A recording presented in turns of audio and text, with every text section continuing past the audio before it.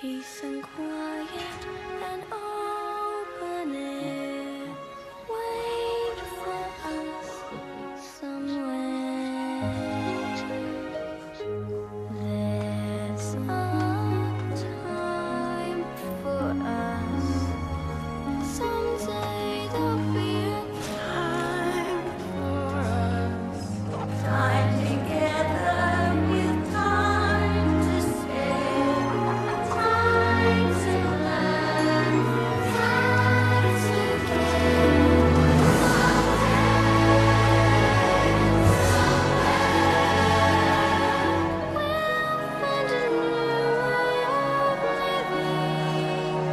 We'll find there's a way of forgiving.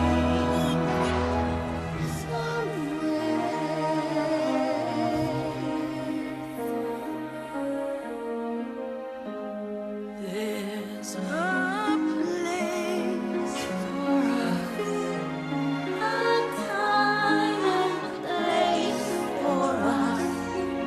Hold my hand and we're halfway there. hold my hand. And I'll take you there.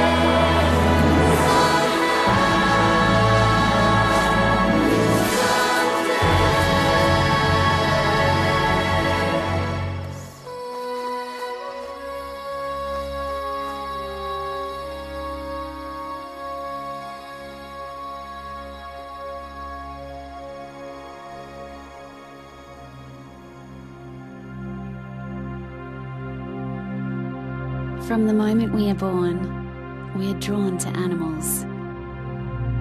Like us, they embody the wonder of experience of life on Earth. We need only to look to children to see that it is in our very nature to be kind to animals. As a society, we cherish our pets and abhor cruelty.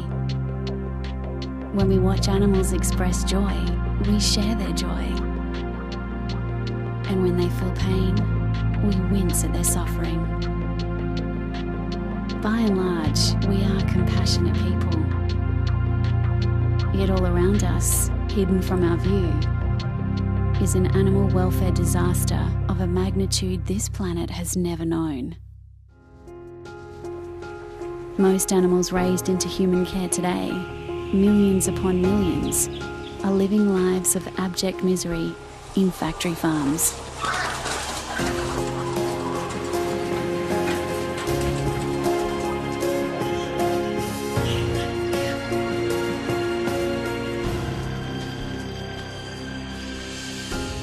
How could a compassionate society ever have agreed to this?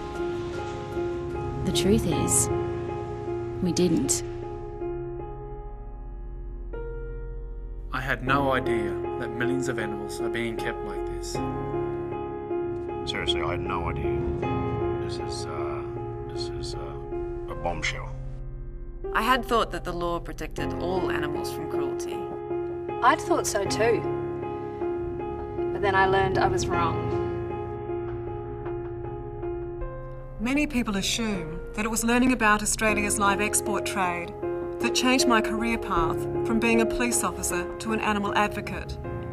But it was actually in discovering that the simple joys in life that we take for granted, freedom, sunshine, fresh air, and exercise, had been denied to millions of living beings in human care, and that we had failed in our most basic ethical duty towards them, to provide them with a life worth living. I couldn't believe that I had lived 40 years of my life without knowing what was happening to these animals. And then I realised we're not supposed to know, because these industries can only exist if they're hidden from public view. For every human being on planet Earth, there are up to 10 times as many animals raised for human consumption every year. Most people only ever encounter them in the form of neatly packaged products on supermarket shelves. But these animals live somewhere. Where have they been hidden? The answer, of course, is factory farms. Thousands of them.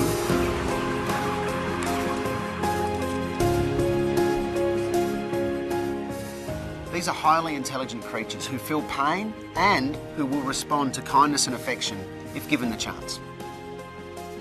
These animals are no different to our pets at home. I can't believe in this day and age millions of hens are still confined to cages with no quality of life whatsoever. I was shocked to learn that it's legal to keep mother pigs practically immobilised in factory farms. They can't even turn around. It's like waking up each day just to suffer. And then the first time that they ever get to see the outside world, the world that they were meant to live in, is the last day of their lives as they're trucked off to slaughter. Humanity has shown itself capable of such greatness. If you look back at what we as a species have achieved, it is phenomenal. But along the way, some of us have forgotten to treat those who share this world with us kindly. Over the past 50 years, the industrialisation of farming has led to millions of animals raised for food being treated as mere units in a production line. To make them fit into cruel and unnatural systems, factory farmers routinely cut bits and pieces off live baby animals without anaesthetic. Severely confined, all of their natural behaviours that bring joy and quality of life are denied. Producing factory-farmed animal products en masse has led to cheaper prices, increased demand, and more animal suffering. The consumers were never told that cheaper means crueler, and that animals have been paying a terrible price, that animals have, in fact, been brought into this world only to suffer. But the cost of factory farming extends far beyond animals. According to the UN, raising animals for food contributes more to climate change than all of the world's planes, trains, and automobiles combined. Not to mention contributing to water pollution, species extinction, and almost every other major environmental threat. The reality is, factory farms use more food than they produce, which leaves less food for everyone else. At a time when globally nearly 1 billion people are suffering from malnutrition, 1/3 of the world's edible cereal harvest is being fed to farm animals. That cereal would be enough to feed about 3 billion people. So why haven't governments stepped in to stop this? Because animals can't vote. But thankfully, we don't need government action to create a kinder world for these animals. The choices we make can set them free. Around the world, consumer choice is driving change. We believe in a world without factory farming. I believe in a world without factory farming. I believe I believe in a world without factory farming. Without factory farming. I believe in a world without factory farming. So how can we make it possible? Factory farming is the only way to meet the current demand for these products, a demand that would never have existed had we known how these animals were being treated. Now that their secret is out, we have the chance to change that demand to one that will ensure a kinder world for these animals. It's as simple as refusing to buy factory farm products and making kinder choices. So, here's how we're going to make it possible. I'm refusing to buy factory farmed products. I'm making it possible by eating less meat. I'm choosing to be meat-free. Head to makeitpossible.com to make your personal pledge. While you're there, get the action pack. Importantly, share this video so that because of you, someone else can make it possible too. Or donate and reach thousands by helping to get the Make It Possible TV ad to the masses. If we're going to win the fight against factory farming, our campaign needs to be smart and relentless. We're seeking 5,000 people to help fund Make It Possible into 2013 and beyond. There are 5,000 of these little critters looking for a good home, and you can adopt one today by signing up online to the Make It Possible Fighting Fund. Except for this one, she's mine. The equation is simple. For every person told, every video shared, someone who is unknowingly supporting factory farming is given the power to join us in making informed, kinder choices. All animals deserve to be provided with a life worth living. Just like Lucy here. Right, Lucy?